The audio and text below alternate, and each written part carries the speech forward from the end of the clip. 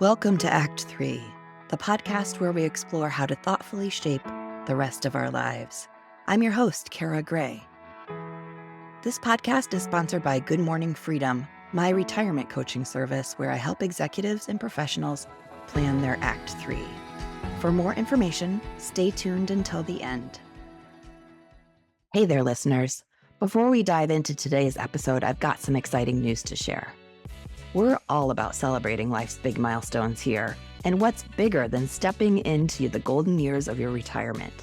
That's why I'm super excited to introduce our exclusive retirement swag collection. Picture this: stylish hoodies, sleek t-shirts, and classic baseball caps, each crafted to embody the spirit of retirement. It's not just about kicking back and relaxing.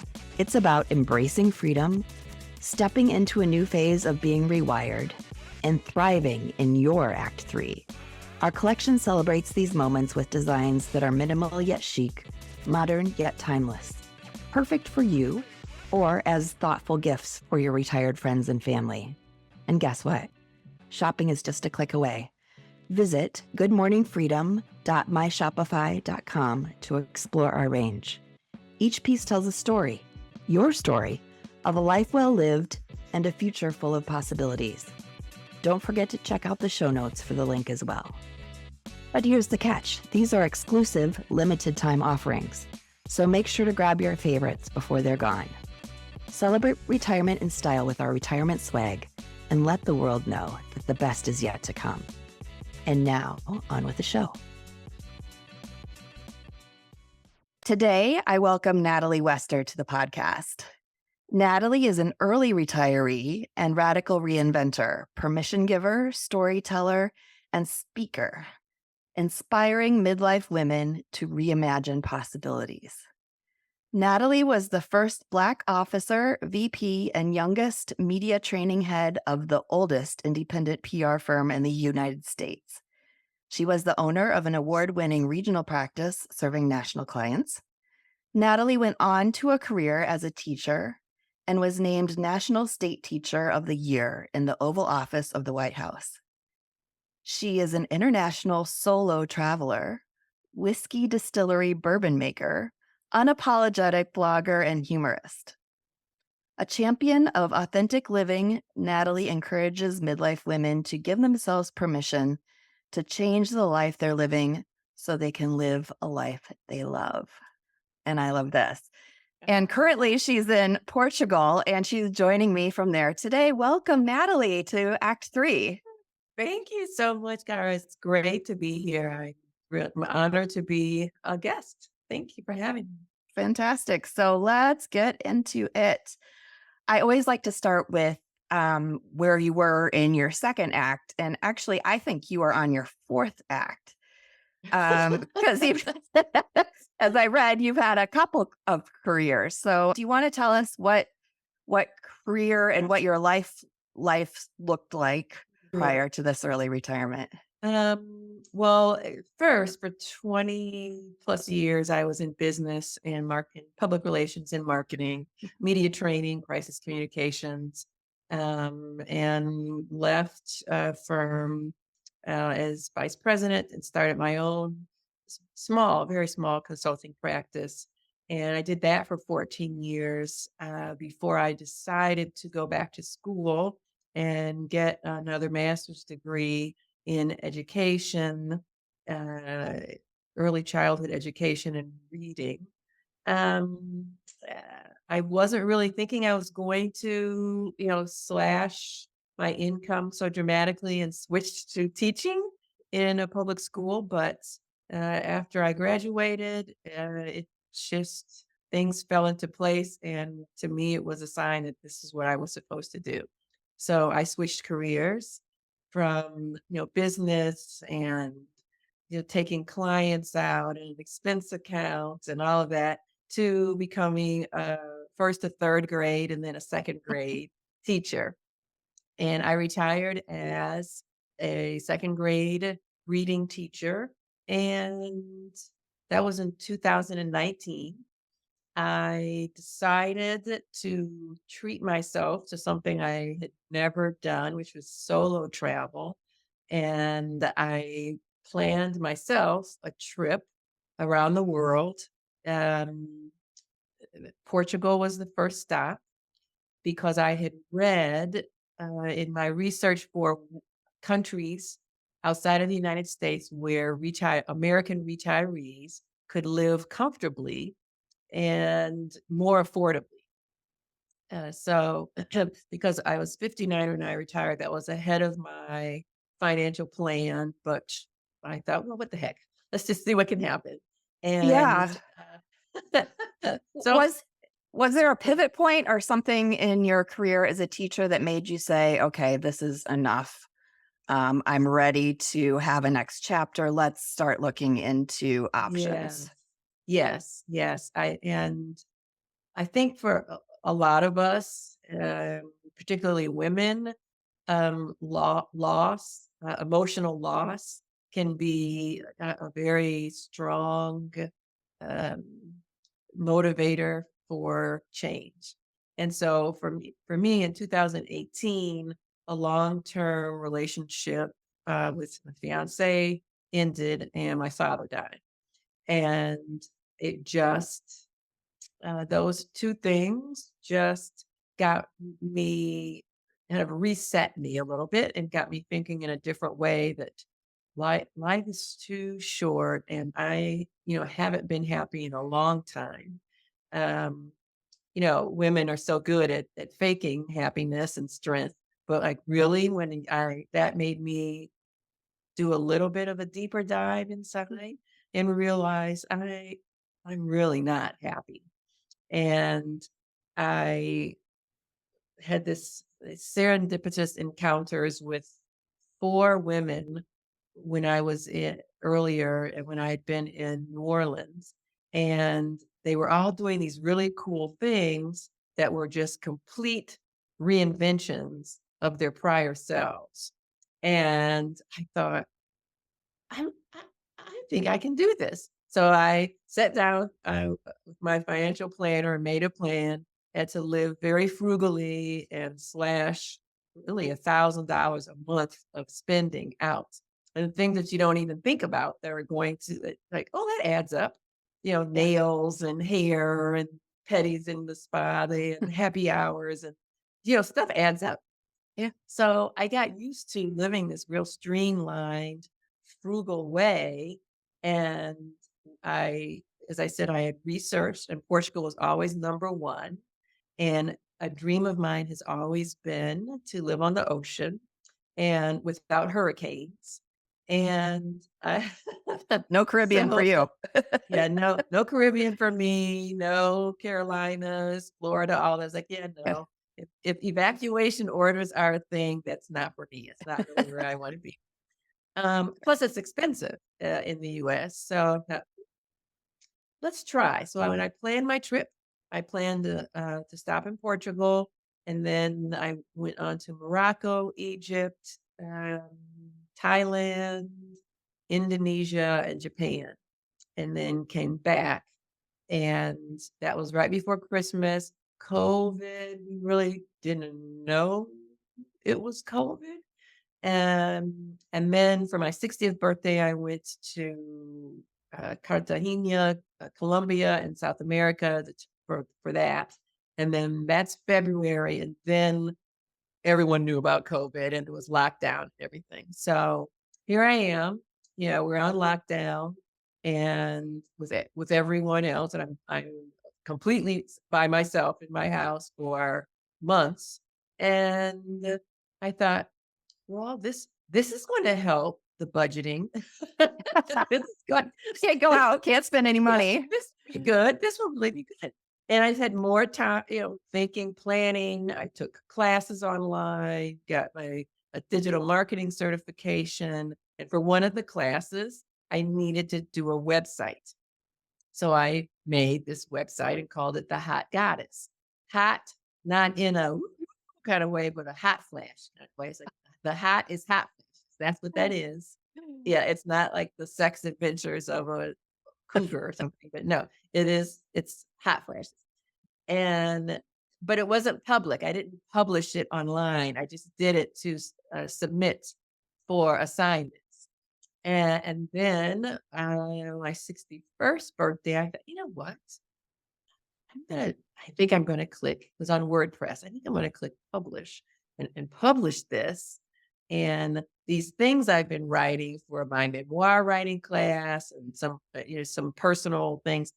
I think I'm gonna try blogging. I think I'm gonna try it and I'll make the Hot Goddess the site for midlife women and I'll start blogging stuff. And it's gonna be unapologetically authentic. I mean, you're not I swear, I talk about body functions. I talk about there's just everything. And, I found that I really liked doing it. And so then that gets we're 2021. Uh, the end of 2021 was when, well, kind of the third quarter, I ended up selling my house. And that's when things were crazy in the US. People were like snapping up houses like in 5 minutes for way over asking and everything. And I thought, well, let me just, should I? A friend encouraged me actually, just go for it, Ellie. And I'm like, I don't know. Just what do you have to lose? Just put it up on the market and see what happens. And I did. And it sold in 20 minutes. It was the first opening. It was just gone. So then I think, yes. And I was like, whoa, what now? What do I do? Like, I gotta move. It was like great. And then, and then I circled back to Portugal, which in my plan at that time was something I was going to do at 65.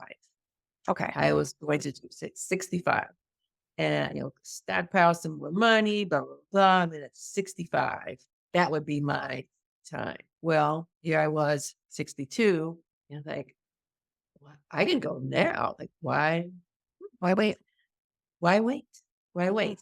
And in between there, after lockdown was over and before I sold my house, one of the things I had always been curious about was bourbon distilling.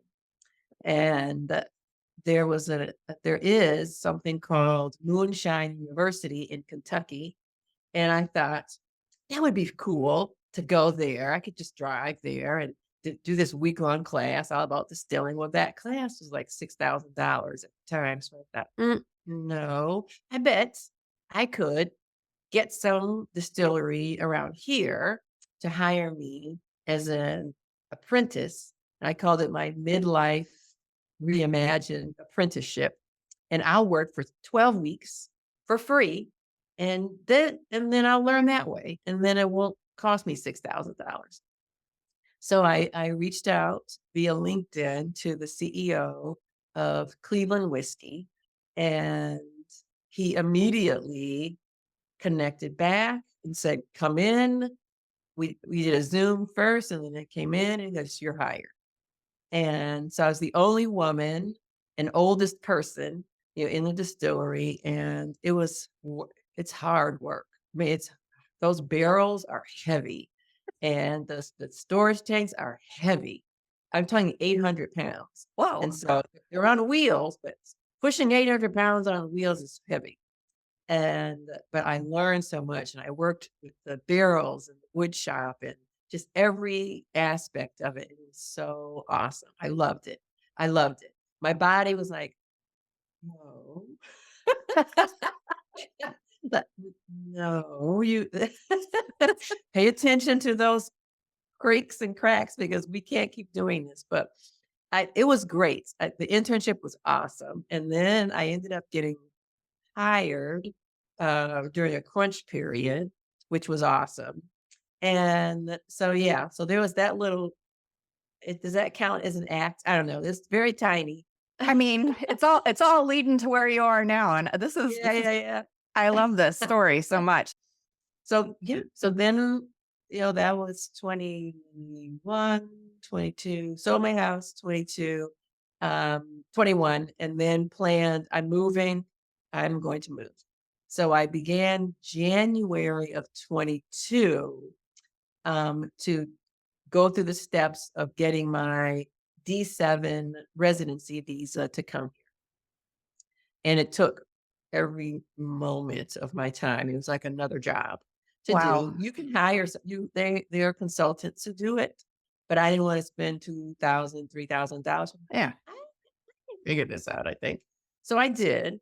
The hardest part was finding you have to have a 1 year minimum non-refundable lease or buy something that's registered with the tax authority here before you can even submit your application. So the hardest stuff is really finding a place to live. Wow. And the prices from 2019, when I was first here at the beginning of my around the world trip, to 2022 is nearly tripled. Wow. Yeah. I know Yeah, and Portugal it became a continues. hot spot for people to move Yes, during the pandemic, didn't it? yes, yeah, Um, it did. yeah. Tell me about why you landed on Portugal. Like, you went on this fabulous trip for 70 Yeah, days, just took your yes. backpack, just went, explored a lot of different places. But what was it about Portugal that really spoke to you? Um, being on the ocean. I mean, it was number one reason why I had it on my radar in the first place. And coming here even in 2019, I rented a condo that it's south of where I am now, but just jutting out over the ocean. And you just go to sleep with the waves. And it Mm. was super affordable. Now that same thing is 3 times more. They've upped it 3 times because I tried to get it. It's like, "Oh, yeah, no." But that was my reason, and the climate, it's a Yeah. temperate climate. I'm not hot goddess is hot flashing still at 63, like, when does this stop? Oh my god. Um, I cannot stand tropical climates. The humidity, um, I just, I don't want to have a monsoon season. I don't want snakes and spiders the size of my head coming no, I don't, no, I'm not that person. So this is great because it's not hot where I am. Okay. It's not Are you near Lisbon, or where are you in I am an Portugal? hour north Okay. of Lisbon, an hour north on the Silver Coast. And silver because in the morning you'll have some fog. It's kind of like that San Francisco-ish in the winters. And like yesterday we had some fog come in, but then it goes out. And to me, it's at this great breeze. It feels so awesome. But I'm just looking out. There's the ocean right there. And no, don't have hurricanes. I mean, I don't know the last time they've had a hurricane here. Yeah. Um, it, Are you it's learning Portuguese? Have you learned Portuguese? sim, estou a Ah, aprender português, mas ainda não muito bem.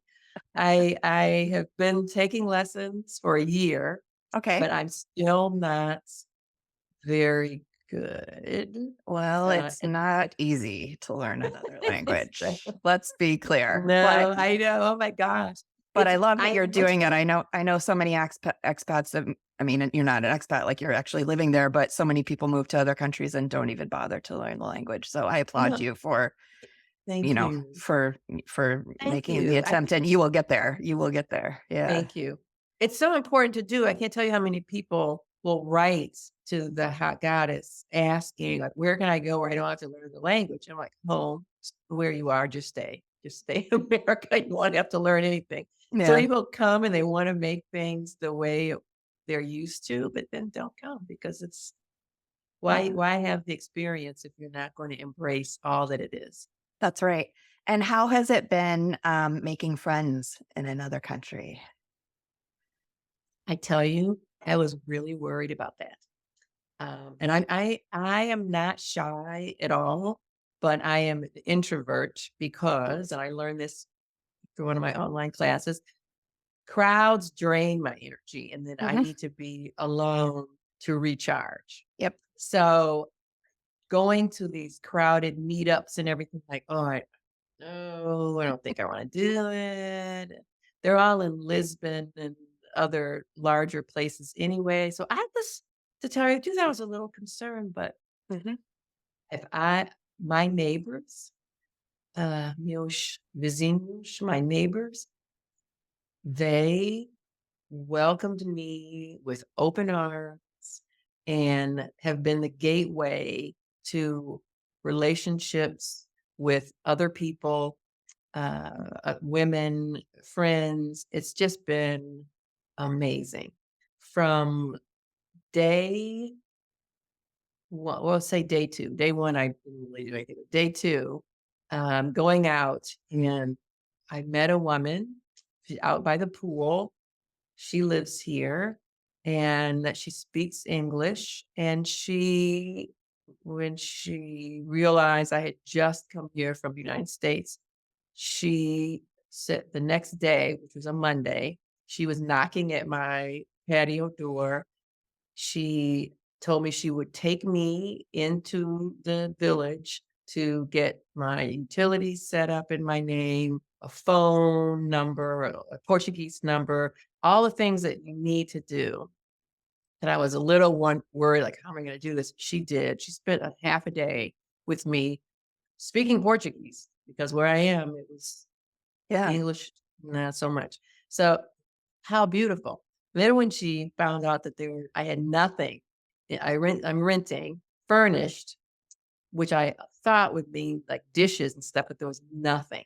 There's nothing. So like, oh my gosh, I can't even, how am I gonna like there's not a cup, there's nothing. I didn't bring that stuff because I just assumed it was there. She then brought a box of dishes, pots, pans for me to borrow until she could take me to an Intermarché store here to get what I needed. Then the other neighbors came back into town and invited me over for lunches, dinners. I mean, Wow. beautiful. Oh, and the thing you will just blow your mind will be blown at this. The one neighbor, after she helped me get everything set up, it was going to be it can be weeks by the time the company comes here to set up your internet. So she early in the morning, she knocked on my door again. I'm leaving, but I left the door open and here's my Wi-Fi password. Go in, make yourself at home.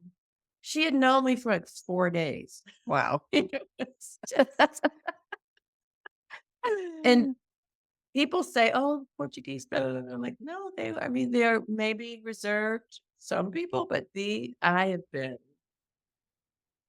overjoyed at the reception that I've had here. And I was a little concerned too, because I know Lisbon is hugely diverse. Mhm. Here, like, I don't know if they're gonna be anybody. I don't know. Are Yeah. you gonna what kind of reception am I gonna get as a American, as a Black American, as a Black American woman? Like, I don't know. No, Problem. no, no problem. Wow. No How fuss, mom. refreshing, I'm Yes, sure. yes, and I that's mean the I mean, I second can't thing. imagine as a white woman, but I can only Yeah, imagine, like, how yes. refreshing that is compared to probably what you've had to deal with your entire life in our Yes, lovely yes, country. and what we all see in America, unfortunately, but whatever. Yeah. It's Doesn't matter. You're not there anymore. No, it does matter. yes, yeah. Well, but that's the other thing beside the ocean. It's like it's just this detox. You just exhale. It's like I'm not. That's not. I'm in my orbit anymore. I'm still voting, but it's not. It's not the constant. It's not the constant toxic exchanges that were and are happening still. Yes. So it's great. It's great. And I just came back. I went home Oh, okay. to my childhood home. This is my home now, but my childhood home in the US. I went for last month for 3-ish weeks. And it was wonderful. I felt like a better person. Um, a lot of old issues. I wrote my current hot goddess post this week was just all about losing baggage, the emotional kind.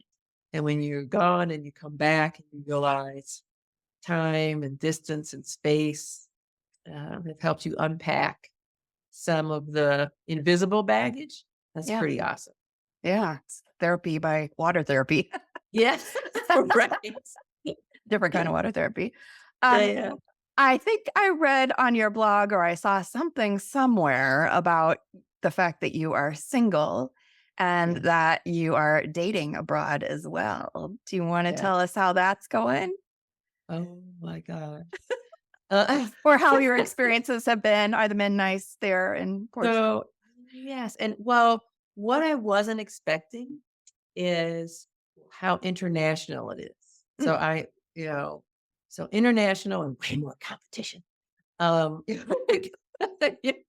You I'm in Cleveland and it's like, oh, okay, Cleveland guys. And you come here and it's Portuguese and Brazilian and Italian and Dutch and German and just people from all over the world. I mean, this is a global location. So way more to choose from Wow. and way more competition. Like, oh my God, let me just delete it. No, I'm done. I can't. there, there are a lot of single women here. And there are a lot of people from all over the world. Let's just put it that way. Yeah. And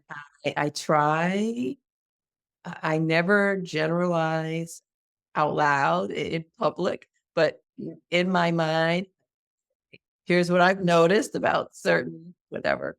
And I will say there are a lot of American expats here, and Okay.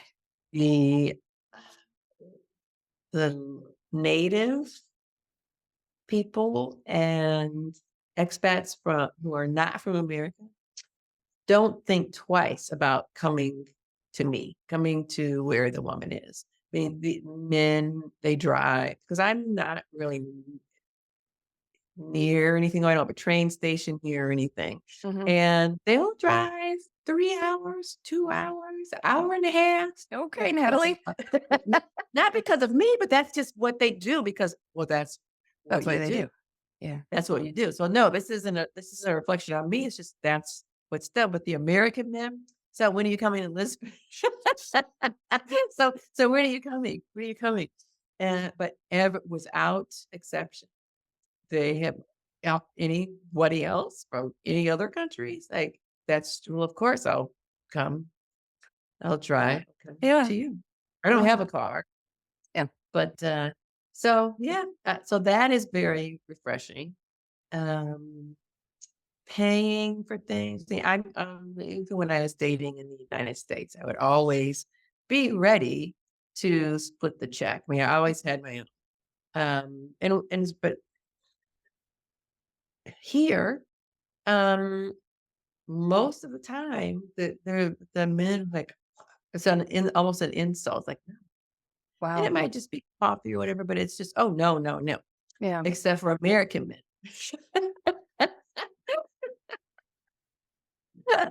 Natalie, you're making me want to move abroad. So yeah, so it's very interesting. And I don't know. You have to have it has to be fun for you. So there's so Yeah. many women I talk to, in the States and women I've met here.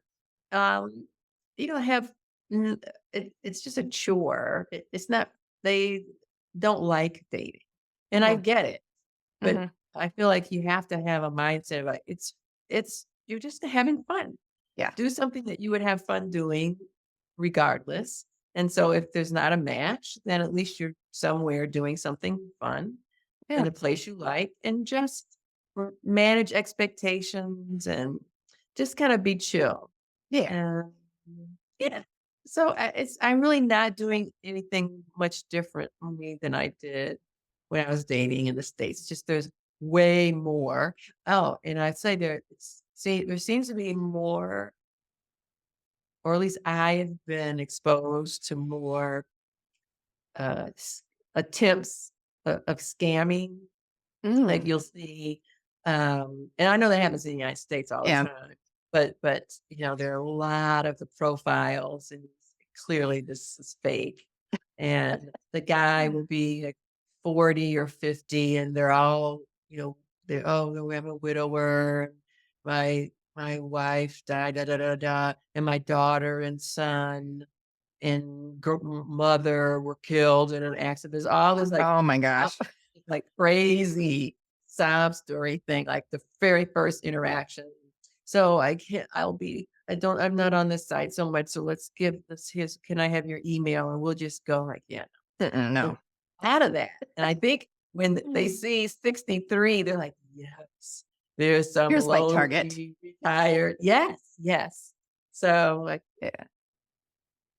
Yeah, no, they can go away. They can go away. yes, bye-bye. Yeah. Well, Natalie, I think my listeners are going to love this episode. You are living a beautiful life, and it's very inspiring how you just went for it. And I think a lot of people are really rethinking things, especially after the pandemic, and depending on what else is going on in their lives as well. I think it's worthy to explore something new if you're feeling that calling, if you're feeling like something isn't right and you're not really living your life to its fullest. I love that you have done this. I always ask what advice you have for people nearing retirement generally and specifically as well, if you want. Well, nearing retirement, I would say, I think it was similar to what I was mentioning before we started taping. If you think about all of it together, you'll be afraid and you won't do it. So plan, but think about one foot in front of the other, one step. Like, what's the first thing, I have to do? And if you're nearing retirement, hopefully you have a retirement plan. And that's a given. But what changes you're going to make in your life, if you widen the lens and start looking at everything, it's frightening. Yeah. So for me, one thing at a time. Yeah. One thing. And that, I think that's so important to do. And so many people I talk to that I could never do all of that. And I said, yeah, I didn't either. I didn't think about all of that. I thought about one thing. You didn't think about you weren't going to have dishes. Yes, right. I didn't know about that. Yeah. And really, the night before I left on my 70-day around the world trip, I had a panic attack, and I started researching how I could cancel it and not lose all my money. Wow. It was that bad. I was like, what am I doing? What? Oh, I can't do that. Oh my goodness. Blah, blah, blah, blah, blah. Yeah. And I had a shot of whiskey, and then like you do. a couple, like I do. And it took a couple of deep breaths and told myself, all you need to worry about, all you need to do is get to the airport and get on the plane, get your flight to Portugal. Just get there. Then you can cancel all the rest of the stuff. Like, just focus on getting to the airport. You've got your ride, get your bags checked. You've got that already, not checked because that was coming here. Get your bag, which was it was not a backpack, it was a rolling carry-on, but it was heavy as shit. Sorry, it was so heavy. Oh my God. It was super heavy. So I was afraid that they waited, it wouldn't go. So anyway, stupid stuff like that. Like, just get through with your little rolling carry-on and just get on the plane. And then we'll take care of canceling and all that other stuff. Well, once I got on the plane, I can't do anything there. I'm on the plane. Then it landed. And then I saw where I was. This is great. And then, of course, I didn't cancel it. But it's normal to be terrified. Yes, it is. Any big change in your life, it's normal to be terrified. And retirement and big transition at that point in your life is you're a beginner again in so many things. Like, the life that you've known is no longer. So it can be very scary. So I really appreciate that advice. So I bet you anything that some people are going to want to find you and reach out to you. So they can go to your website, which is thehatgoddess.com. .com. It's all together. Okay. And I found you on Instagram, so I bet they can find you there as well. Yes. It's retired_rewired_inspired. Perfect. I will put all of that in the show notes as well, so people can easily find you. And Natalie, thank you so much for your time today. It has been a really fun chat. Well, I love it. And I'm very excited for your life. And I'm thrilled to hear your story, and hopefully others will follow in your footsteps on similar journeys. Thank you. Thank you again for inviting me. It's a pleasure. You're welcome. This podcast is sponsored by Good Morning Freedom, my retirement coaching firm.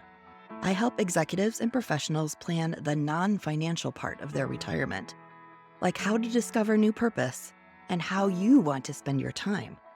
I offer a one-on-one coaching retirement blueprint package where we work together to discover some new avenues of exploration for your Act 3. This coaching is completely custom and will provide you with a ton of resources and support as you transition to this new stage of life. For all the details, please go to goodmorningfreedom.com/services.